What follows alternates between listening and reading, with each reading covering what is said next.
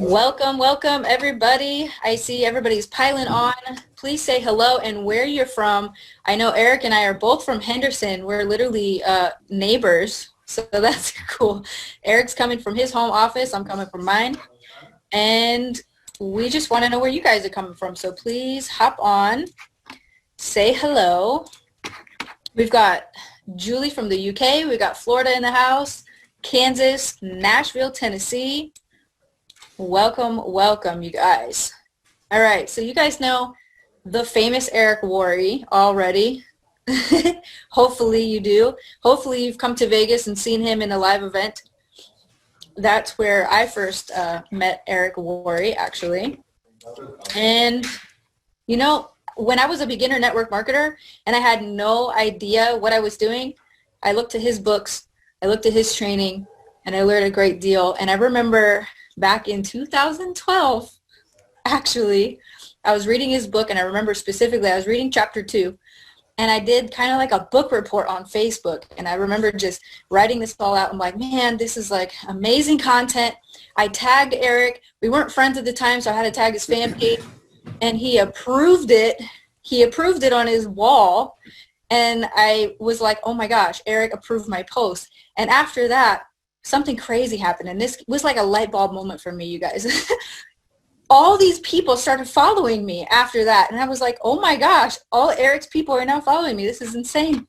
So after that, I'm like, I know how to do social media now. Watch. You just got to do book reports on these authors' books. That's all it is. But greetings, everybody from South Africa. We got New York in the house, South Florida. All right, we are right at 3:01. And I realize a lot of you guys are still hopping on here, but we like to keep these things right on time. So let's get this party started. So without further ado, you guys, I would like to introduce the one and only Eric Worre. If you've never seen his face before, you've probably heard of Network Marketing Pro. He's the one that coined the term GoPro, and I've never stopped saying it since I've learned this concept. You know, it was kind of a light bulb moment, even just to use that phrase, you guys.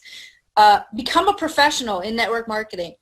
If you really want to succeed here, become a professional at network marketing. So he's the one that coined that term, and he's, as we know, an author and industry-wide famous trainer.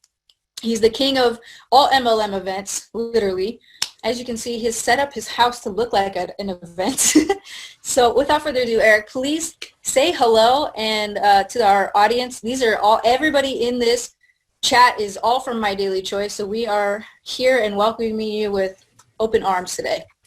Well, hey, Jenna, and hey, everybody. Great to see you today. So fun to be able to connect. I love your flower wall. Your flower wall is really strong. Thank you. I need one like yours though, with the mighty. Yeah. We're working on it. Well, I just want to say hi to everyone. Congratulations on all your success. I've been watching what you've been doing over the course of, wow, I don't know, the last many years, but the last 90 days have been extraordinary, right? It has, you know. It's a weird time for businesses, you know, but I feel like network marketing is still going strong. And our company specifically, we had our biggest month ever in April, and that's probably because 420 is in that month, and we happen to be cannabis fans around here. So biggest month ever. We did 5 million in one day. It was a record-breaking day and month for us. So we haven't slowed down, that's for sure. But let's shift gears a little bit. For those of you who don't know you, regardless of my introduction that I just gave you, I want to know your background before the Eric Worre we see today, right? I want to know your background, your history as a networker. You know, like I love hearing, we talked to Todd last week. We're going to talk to Ray Higdon next week. And tell us a little bit about your background and where you kind of came from, how you found network marketing, and why you chose to make this your career. Well, some people get inspired and they seek out network marketing because it's better than other forms of entrepreneurship. Other people get involved out of desperation, and that was me. I was not one of those like really smart people that was choosing the best way to be an entrepreneur.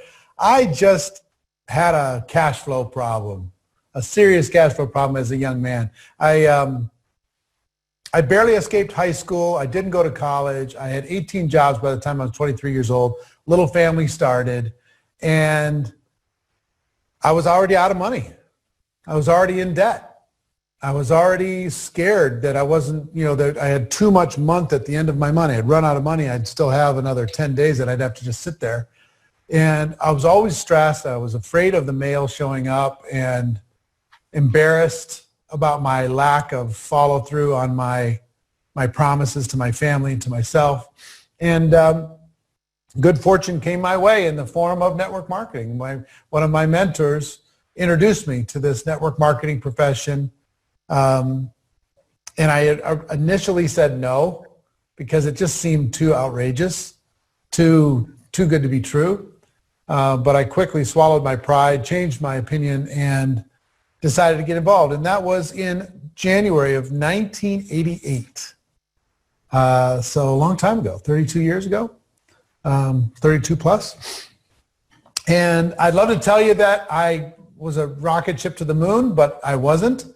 I went full time pretty quickly. I made just enough money to survive, not to have any freedom. My first 3 years were tough.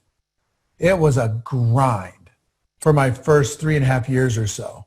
I made enough money to pay the bills, not enough to get all the way out of debt. I made enough money to get from event to event, but not enough money to have the lifestyle. I had the pin, I had the fancy pin from the company, and I had a rank and I had a title, but you know how it is. I mean, somebody makes $80,000 a year in network marketing. After you pay taxes and everything else, it's not exactly, you get to retire, that kind of money. So full-time, struggling, doubted myself a lot, and I finally made a decision to be a professional 3.5 years in at an event, and decided to become an expert and stop worrying about my upline or what the company was going to do or the next product that needed to come out or compensation plan that I hoped would change or any of that stuff, looking for that magical distributor who's going to change everything for me. I let go of that. And I just took responsibility with what I needed to do. And I got to tell you, once you make that decision, everything changes. It didn't take long. Another 3.5 years after that, I was $1 million a year earner inside of this profession by the time I was 29 years old. And I'd love to tell you if that was continued to be a rocket ship for the last 32 years. But again, in every business, in every entrepreneurial thing, there's ups and downs, there's challenges, there's opportunities, there's pitfalls, there's betrayal, and there's best friends. I mean, it's all mixed into a career in any business. And what I love most about network marketing is it's very forgiving. It forgave me of a lot of shortcomings. I had to grow, I had to get better, but it didn't fire me. The profession itself didn't fire me. And the skills ended up creating a place for me. And then 11 years ago, decided to, for a bunch of reasons, decided to start doing some generic training as a way to give back to the profession. And that turned into, a few years after that, it turned into my whole life. So it's, like the movie, It's a Wonderful Life. I'm super grateful. If you ever hear me complaining about anything, just come and slap me as hard as you can slap me, because network marketing's created an incredible life for me. That's great. And your story sounds a lot like my story and many of the people that have succeeded in this industry. It's usually not, I was an overnight success. I don't feel like that's anybody's story, at least, not their first 3 years. And oftentimes not their first 6 years. I'm 6 years into My Daily Choice right now. That's how long we've been around. And, it wasn't without ups and downs, peaks and valleys, and, struggles along the way. And I feel like sometimes that kind of can discourage people initially, because if you are starting into this industry from desperation and then you realize immediately that, wait a minute, this is also hard work. Like life out there is hard, and life in network marketing is also hard. So you got to choose your hard, and you got to decide which avenue you're going to take this seriously and really become that professional. And that's something that I learned from you. Speaking of which, I want to ask you, what taught you network marketing? Was it a specific mentor? Was it a specific book that kind of created that shift where you, because your book wasn't out yet because you had to write it, right? Yeah. So yeah. for before your book came out, how did you learn to become a professional in this industry? Well, it started with me with a series of mentors. Some of them were around. One of them was my father's partner in real estate, guy who believed in me. He wasn't necessarily more skilled in network marketing than me, but his belief in me was really, really a big deal. I wanted to live up to his expectation. He was a millionaire, successful guy, and he was one of the first ones. And then I found a gentleman by the name of Michael Nelson, who was cross-lined to me, lived in Minneapolis where I lived at the time, and I just decided to earn my way into his inner circle and learn as much as I could from him, because he couldn't profit from me. I wasn't his downline. So I didn't demand it. I didn't stomp my feet. I just earned it. I earned my way into his inner circle. And then I started to seek out, once I made the decision to go pro, I started to seek out who were the best people in the company at any particular skill. And then either study them or interview them or attend their trainings, take the notes, and then put it into practice. I read all the books I could read. I went to every event that there was. I never missed an event. I committed to being a student, not just in theory, but in practice. You know, there's a difference between writing it down, having it in a journal, and actually going and doing it. So I would find a thing. It's like, give me an example. How many times are you going to have somebody say to you, I don't have the money to do this business? For the rest of your life, that's going to happen. So I just decided that I was going to learn how do people answer that question and get it over with once and for all. So I did. I went and did my little research and figured out how to answer that question. And then I said, okay, the other one I get all the time is I don't have the time. How do I deal with that? And is there a way that I could deal with any objection? Is there a formula I could come up with that I could teach? Not only I could do, but I could teach. And I started to apply that to all the different skills inside of network marketing. And so I would say the profession itself was a mentor. Most of my mentors, they never knew they were my mentors. So like Jim Rohn was a mentor. He didn't know it. Brian Tracy was a mentor. He didn't know it. Les Brown was a mentor. He didn't know it. My top earner in the company was a mentor. He didn't know it. I was just soaking it up and practicing, soaking it up and practicing. And at the end of the day, I found out that most of the learning comes in the doing. Not in the study, not in the notes, but in actually doing it. You'll learn more by going and doing 100 presentations than you'll learn by studying for 100 hours on how to do a presentation. You know what I mean? Right. You just go do it. Yeah, if you do it, you go, oh, that's why that worked. Oh, okay. And then you improve. You got to learn it on the job. And you know, something I like about your training that's different, I feel like, than other trainers is, and myself included, I call myself an educator in this profession, although not on the scale that you're doing it, of course. But a lot of trainers focus on mindset. And they say that it's like 90% of, you know, what kind of goes into the success. I talk about mindset. I talk about the law of attraction and all these kinds of things. But you're very much skill focused on how to market, what to say, what not to say, how to create your list, how to do your daily method of operation. Those are all things I've learned from going to your trainings. So my question is, where does mindset play into your training, or how big of a deal is it? It's huge. It's huge. But here's what I found out. I got to tell you this. Mindset is equal to skills. It's equal to strategy. Those are the three big pillars, right?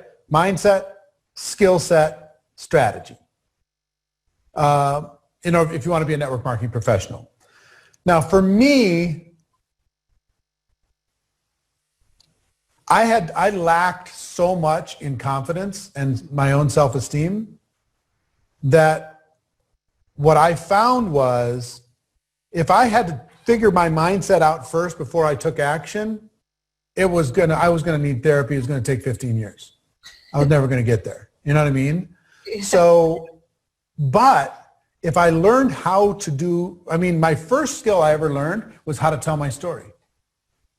And my mentor taught me how to tell my story. And I could tell my story in 2 minutes.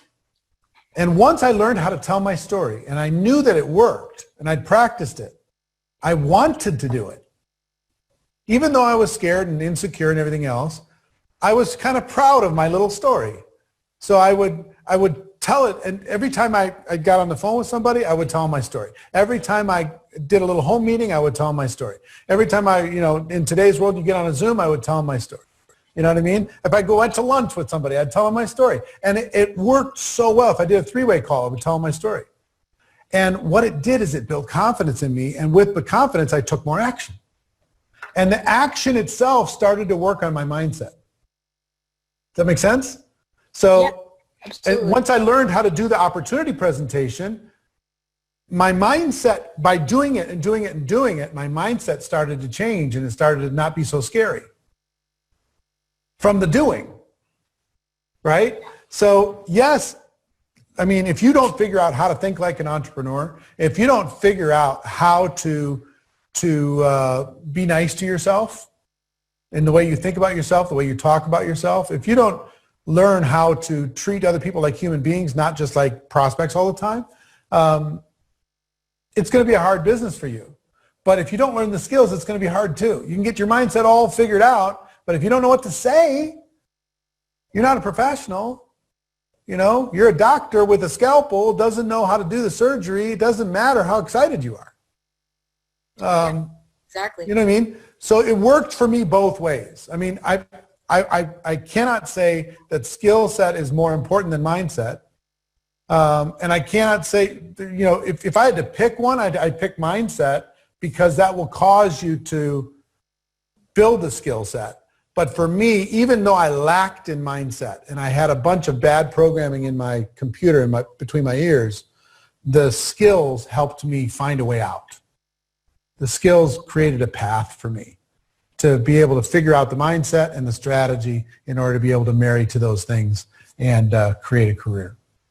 Yeah, and I think, with more skills, you naturally get more confident because it's and absolutely. Some of the security comes from being in a new industry and being in a new company, and it's foreign at first, and it's interesting mentoring new people that are just now coming in and they're getting those, I don't have enough time objections, I don't have enough money objections, and having to navigate through those. Once you have the answers and you have your rebuttals and you've got it, your confidence begins to grow and it becomes second nature. But let's talk a little bit about skills. You talk a lot about daily method of operation. It's a question I get all the time, especially with today's online world and all the wonderful distractions we have with the media, the social media, and all of our friends and opinions all in between. What is the ideal daily method of operation for a network marketing professional? Well, there's different kinds of days. There are building days, there are supporting days, and there are lost days. Okay?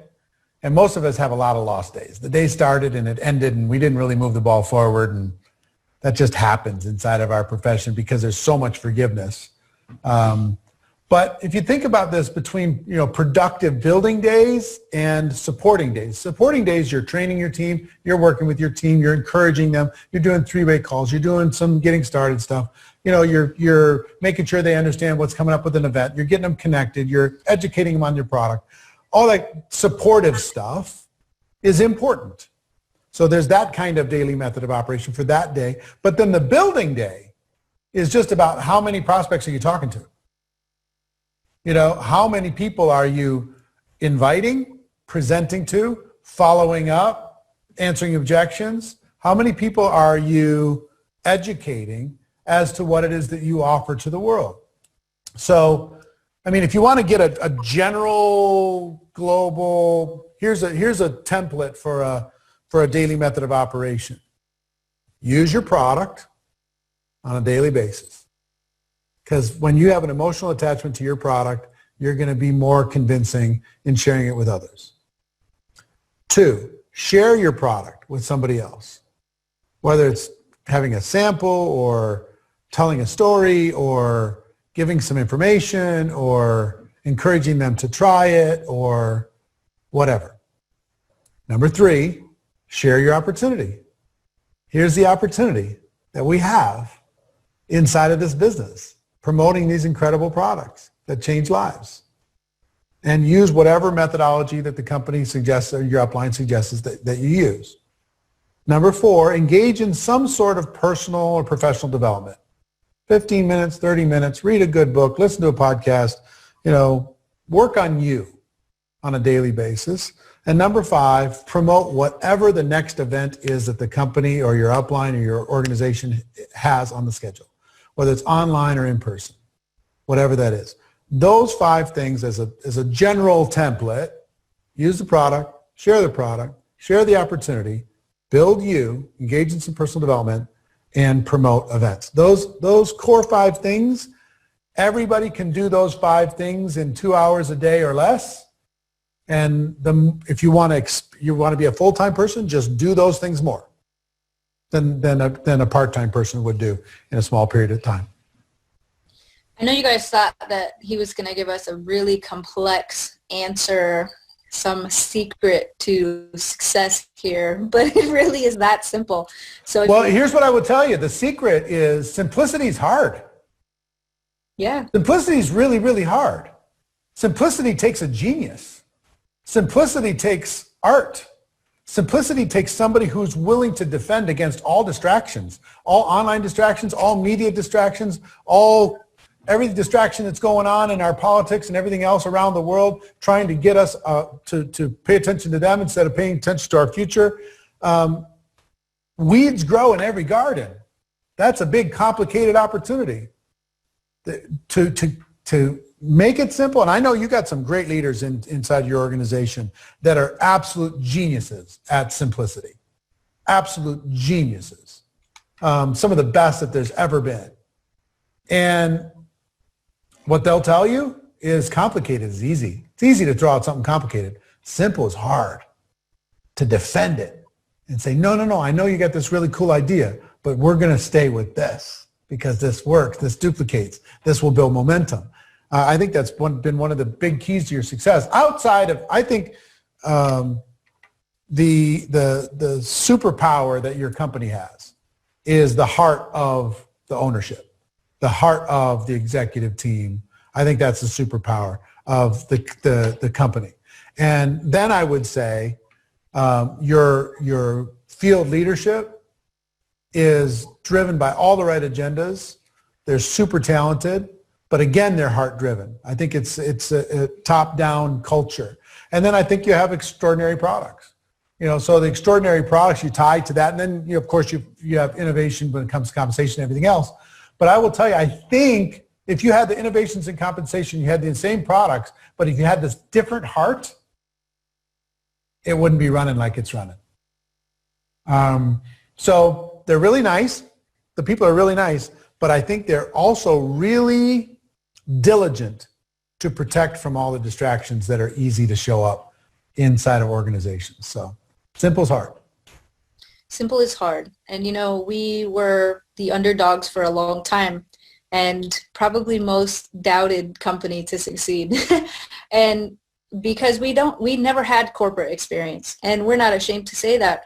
We were affiliates first, and we came from the field, and I think that created a need in the industry almost, where we felt like we've been on both sides of the coin. We've seen, in front of the scenes, we've seen behind the scenes, and we wanted to merge the two fields together, our field leadership and the corporate culture all in one. And I think that is important. And, there's a lot of reasons why people fail at network marketing. Sometimes they blame the company, right? Sometimes they blame their leadership. They blame the products, maybe not shipping on time or whatever. There's a myriad of reasons why people fail.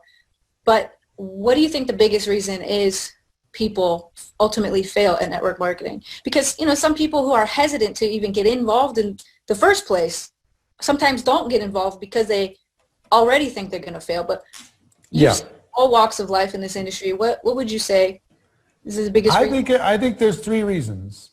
The first reason is we are the problem because we set up unrealistic expectations.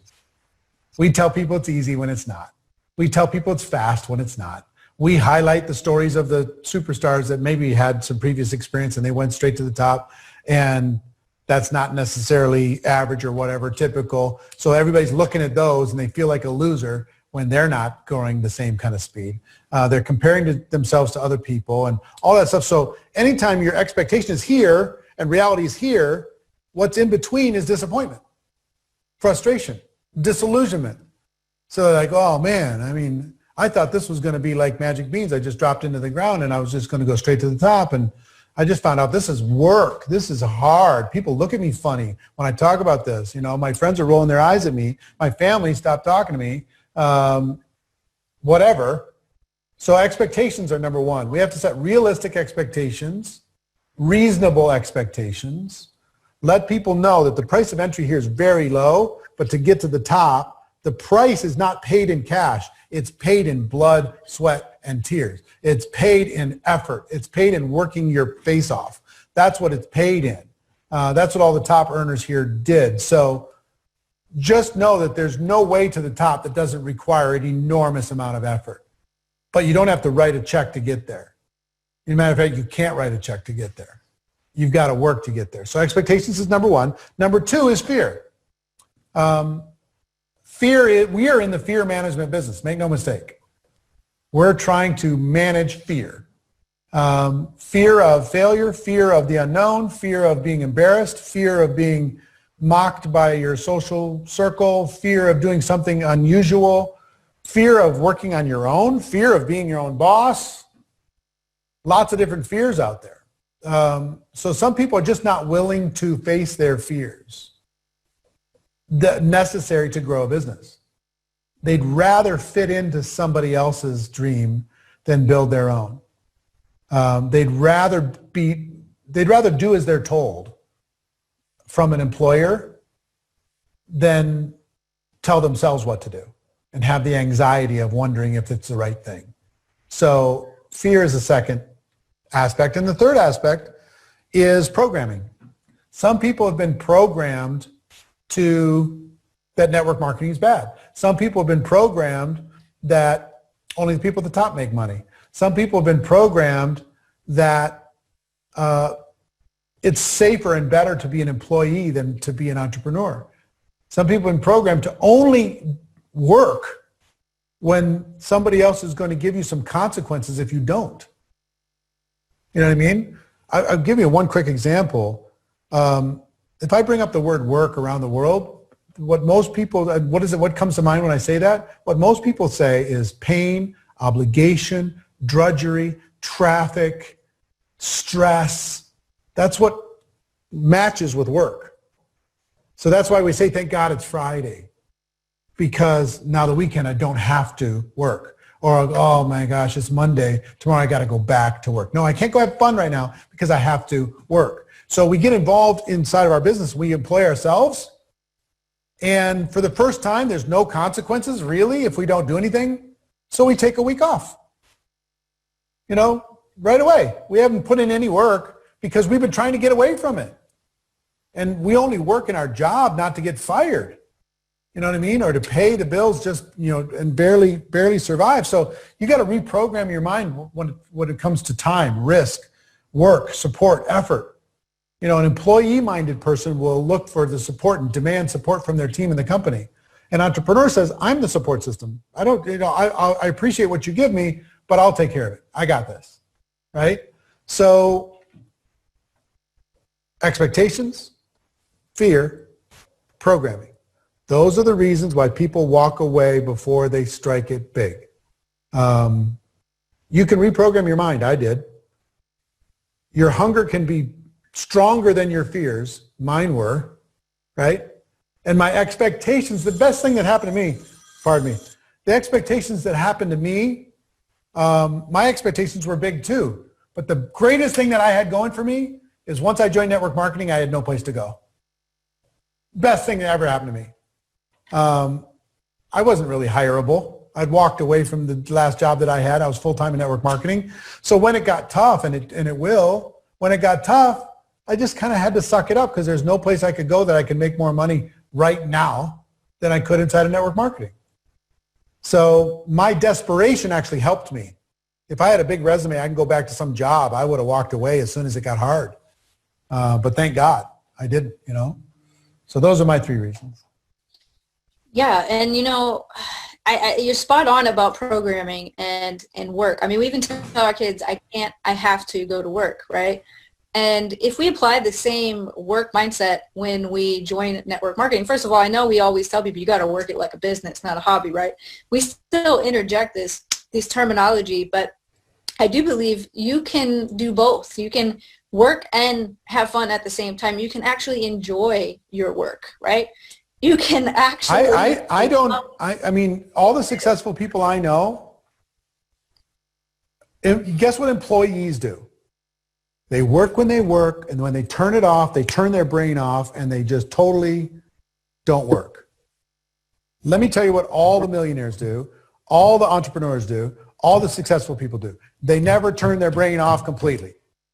They might be sitting on a boat in the middle of the French Mediterranean, but they're thinking about something. They're planning, they're writing something down, they're stirring something up in their mind. Entrepreneurs, and not because they're workaholics, because for an entrepreneur, entrepreneurship is passion, it's contribution, it's creation, it's life, it's legacy, it's purpose. Why would you want to turn those things off? It's the reason why I don't understand retirement. Why would a person want to retire from contribution and purpose and passion and life? Legacy. Why would you want to retire from that? Doesn't even make any sense. But so I think, Maureen and I and our family, we don't have work life and other life. We just have life. We just live. Yeah, Richard Branson says, when he talks about retirement, he says, I don't stop working because I love creating new things. And I think other people should get into creating more things. And that's really all kind of entrepreneurs do, is they're creating solutions to everyday problems. And I think once you learn that becoming a network marketing professional is none other than solving a lot of problems for people. Let me give you an example. Richard Branson, one of the most successful billionaire guys in the world. I talked with him a couple days ago. And I said, how you doing? What's going on? I know you got a lot of stress with all this, with your airlines and your cruise ships and your hotels. And he said, it's interesting times, but this is the times when people have to use their imagination. They got to be creative. They got to be resourceful. And he said, I'm excited about the opportunity. I'm excited about the chance to be able to make it better. And every time there's resistance, then there's creativity. So he said, I'm convinced all of my businesses will be better for this crisis, not worse. Even though it might be painful in the short term, they will end up being better, not worse. So, what a mindset in the middle of, his portfolio got smacked across the face. So that's what entrepreneurs do. We just do that. Yeah, anytime there are painful experiences in our life, I think it's important to look at these times for opportunities for growth. Anytime we've been, hit with a challenge, and there are many challenges running a network marketing company and being an affiliate. There's challenges no matter how you look at it, and those are always opportunities for you to grow. Somebody said on another video we did, and they said it's kind of like playing a video game, right? You can't get to the next level until you beat the boss, right? You got to fight the boss. And it's no different in life or in business. Life is a game. The sooner you accept that, what a lot of people want to do is spend a lot of time focusing on the fairness or unfairness of the game. Instead of arguing over the rules of the game, play with the rules that there are and tell the people who change the rules, make the rules, change the rules. But in the meantime, play with the rules you got, play the best you can, and win. What are the rules? What's the game? Win the game. That's the best way to take charge of your life, regardless of where you're sitting today. I want to say one thing to everybody that's watching this. I want you to know that I'm incredibly proud of you for doing what you're doing, for being uncommon, for doing something that's not what normal people do, for working from home and building your dream and helping other people do that, for facing your fears every single day. You're my heroes. Other people don't know this, but I know that it's lonely and it's emotional and it's frustrating at times. But I just want to tell you a couple things. First, I'm proud of you. And second, it's worth it. The effort is worth it. The pain is worth it. The struggle is worth it. The challenges are worth it. The other side of all this is a business and a career and a future and everything else. But the bigger part of the other side is this business, your company, will force you to become a better version of you. It's the greatest benefit of our profession that nobody even talks about. Your decision to be part of this business and your continuation with it will force you to be a better version of you. And that's the prize. They could take all the money. They could take all the stuff. You could replace it very, very quickly because of how valuable you're going to become in the process of doing this. So absolutely. And the longer you resist that, the longer you're delaying your success. At some point. Yeah, just step into it. Be part of the process. Stop looking out there. Look in here. The answer to your future is in here. I promise you, it's not in your team. Because once you become the person you need to become, your team is going to be a reflection of you.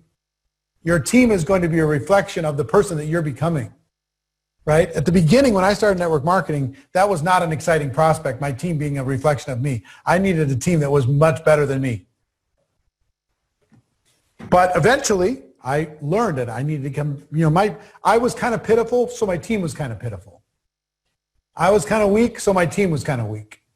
I got a little stronger, guess what? My team got a little stronger. I got a little more confident, guess what? My team got more confident. I got some more skills, guess what? My team got more skills. And pretty soon, I wasn't just the only leader. I was one leader that had tons of leaders around the world, hundreds of thousands of people around the world doing it with or without me. But it was a reflection of a decision I made to become a better version of myself today than I was yesterday, and a better version tomorrow than I was today, even if it was 1%, even if it was a tiny little thing, even if it was reading 10 pages of a book or doing one thing that scared me. Making a phone call that I was worried about or whatever, something. Doing something to move me forward made me stronger. Absolutely. So my question is for you now, since you're in the know with companies everywhere in the industry, what strategies are working right now, do you feel like, for network marketing? And also, alternatively, what's not working? Well, I think the big trends are online strategies are obvious right now. We need to reach more people through Zooms and through social media than we can through face-to-face right now, this moment. I'm hoping that lifts sometime soon. But in the meantime, it's actually a boom for the network marketing profession because we're reaching tons of people. And the growth and reach is extraordinary. So don't slow down.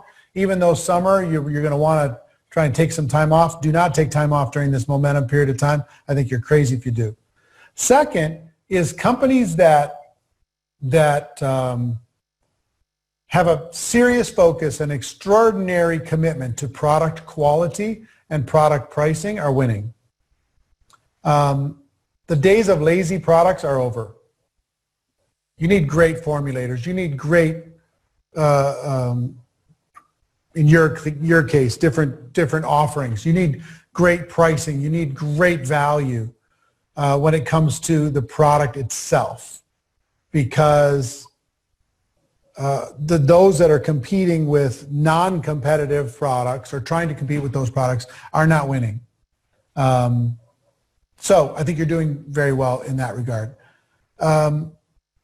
Those are two big trends. Outside of that, I would say there's some social media, but social media can be a little bit of a two-edged sword.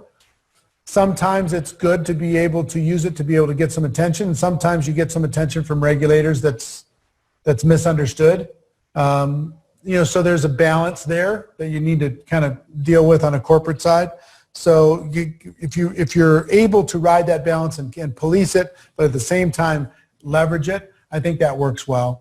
The biggest thing I would tell you what's working is the heart-driven companies. And I don't mean that by being super soft. Why I mean that by being a real empathy and caring for the people in the field that are facing their fears every day. An acknowledgement of their effort from the blend between corporate and field, and then that heart extending to the consumers, the people who are using the products. That's really what's working well today around the world. And I would also say it's an interesting phenomenon, because I came from a school that I didn't really care about getting a customer. I just wanted to build a team, and I figured the customers would come. But the big data shows what some of the fastest growing companies in the world are doing today is they're getting an ocean of customers. And from that ocean of customers, they are upgrading those people to being distributors. And that's where most of their recruiting is coming from, is satisfied and enthusiastic customers, people who already have an emotional connection to the product. So those are the big trends that I'm seeing. I think people are less afraid of network marketing than they were years ago. There's referral programs everywhere, even in traditional businesses. I mean, you can go to Amazon and you can set up an Amazon store. That's referral marketing. You go to your juice shop and they type your phone number in and it's referral marketing. So, I feel like the days the times are shifting where people are more accepted for this model. They are a bit, but I would tell you, we hurt ourselves by telling everybody it's fast, it's easy, it's simple, everybody's winning, product sells itself, all that stuff. We continue to build our reputation with all that language. So when people start hearing those buzzwords, they go, oh, it's one of those things, right? But what I will say is, for sure, the entire world is waking up and saying, I need to find a way to earn money from home. What are my options? And they don't have to choose network marketing necessarily, but it needs to be on the list of doing their homework, because it beats all the rest. There's nothing that beats this in terms of leverage and opportunity and price of entry and support and everything else. It's just nothing. It's a perfect business. And that's something that you've always said. Network marketing is not perfect. It's just better. Yep. It's better because there's less barrier of entry, less risk. There's less, financial risk, right? Yeah, price of entry is very low. Upside is incredibly high. Support is incredible. It's flexible. It doesn't discriminate. Show me something that you can leverage like this. It just doesn't exist anywhere. The average small business in the United States is $55,000 for a person to start it. And 50% of those go out of business in the first 12 months. How would you have liked to just open up a restaurant 90 days ago? And spent your whole life savings to do it. You know what I mean? Versus what's the most somebody can spend to join your company? The most possible. $5.99. Yeah, the maximum you can do is $600. You're going to spend more on your logo for some small business than you will to get a whole bunch of product and be able to put yourself up into business, get all the tax benefits of doing it, and learn as you go. Show me how you can beat this. You can't. It's impossible. I'll do the Pepsi challenge with anybody, anytime, with any critic, with any news media, anybody. Every time I challenge them, they run away like scared little chickens. I just, come on, let's go. Let's have the debate. but they don't want to have this debate. They sure don't want to have it with me. Because, I mean, they look really silly real fast. This is amazing what we have. So you just have to step into it. Here's the other thing. All I would tell you is your upline's not going to do it for you, and the company's not going to do it for you, and you can't write a check to be able to get there. You got to work your butt off, and you got to face your fears. You got to reprogram your mind. You got to set reasonable expectations, right? You got to develop some skills. Give it some time. That's what you got to do.